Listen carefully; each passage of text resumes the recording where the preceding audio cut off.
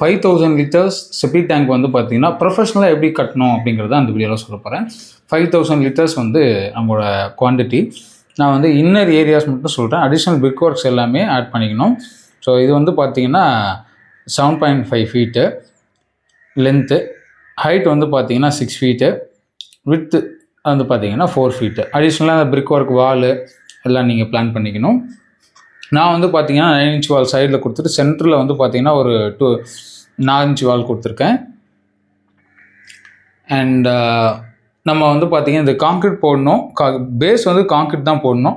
Base concrete போட்டுட்டு நீங்கள் மாட்டரில் கூட இந்த கலவையில் கூட நீங்கள் ஸ்லோப் காமிக்கணும்னா ஸ்லோப் காமிச்சிக்கலாம்.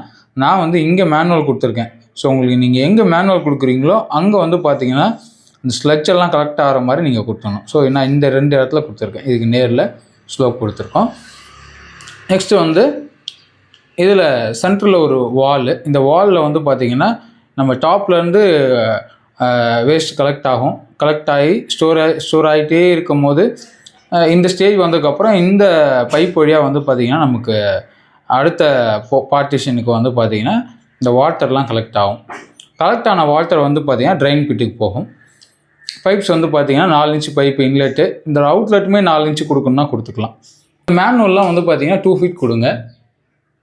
ஸோ பேஸ்மெண்ட்டும் கான்க்ரீட் பேஸு. இந்த வால் 2 வாலுமே வந்து பிரிக் ஒர்க் தான். இதுவும் பிரிக் ஒர்க்கு பண்ணி பிளாஸ்டிங் பண்ணிவிடுங்க. இன்லெட் ட்ரைன் லைனு, இந்த ட்ரைன் லைனும் வந்து பார்த்தீங்கன்னா கொஞ்சம் கீழே இருக்கணும். நான் வந்து ஒரு 1 ஃபீட் கீழே இறக்கி கொடுக்க போகிறேன். அண்ட் இந்த லைனை விட இது கொஞ்சம் கீழே இருக்கணும். அப்போ தான் இங்கே ஃபுல்லாகிற வேஸ்ட் வாட்டர் வந்து இதுக்கு போகும்.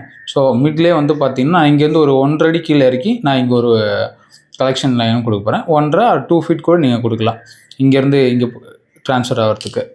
இந்த ட்ரைன் பிட் வந்து பார்த்திங்கன்னா நான் உங்களுக்கு ஒரு 1000 லிட்டர்ஸ் கொடுக்க போகிறேன்.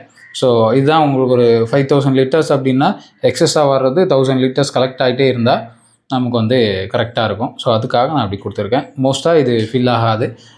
ரெய்னி சீசனில் தான் உங்களுக்கு மேபி ஏதாவது ஃபில் ஆகிறதுக்கான பாசிபிலிட்டிஸ் இருக்குது.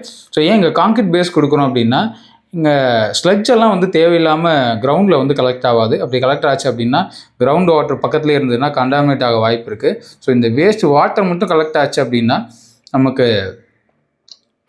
கிரவுண்ட் வாட்டரோட கண்டிப்பாக மிக்ஸ் ஆகாது. அண்ட் இந்த ட்ரைன் பிட்டும் நம்மளோட போர்வெல்லும் மினிமமாக ஒரு 10 to 12 ஃபீட்குள்ளே இருக்கிறது நல்லது. ஸோ அப்போ தான் வந்து பார்த்தீங்கன்னா கிரவுண்ட் வாட்டரோட இது மிக்ஸ் ஆகாது.